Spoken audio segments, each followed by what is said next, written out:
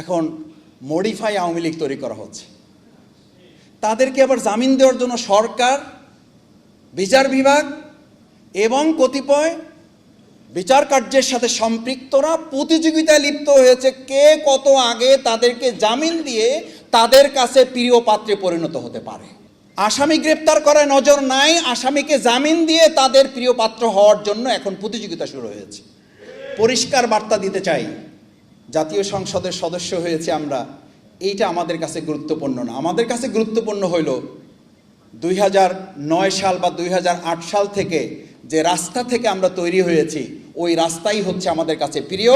যদি সংসদে সমন্বয় না হয়, যদি সংসদে এর সমস্যার সমাধানের রাস্তা না হয়, তাহলে ওই রাজপথ থেকেই আবার নতুন করে সমস্যার সমাধানের রাস্তা বের করা হবে।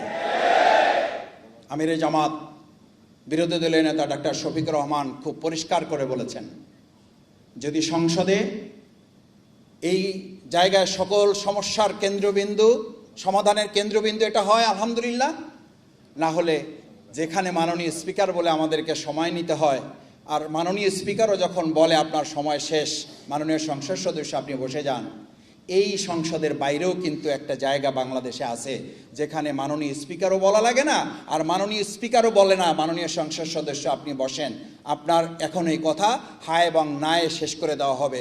আমরা জনগণের কাছে হায় এবং না নিয়ে যাব, জনগণের হায়ের ভোটে এই গণভোট বাস্তবায়ন হবে, বিচার হবে, সংস্কার হবে, মানবিক বাংলাদেশ বিনির্মাণ করে শহীদের রক্তের এবং তাকে চোখের পানির বদলা গ্রহণ করা হবে।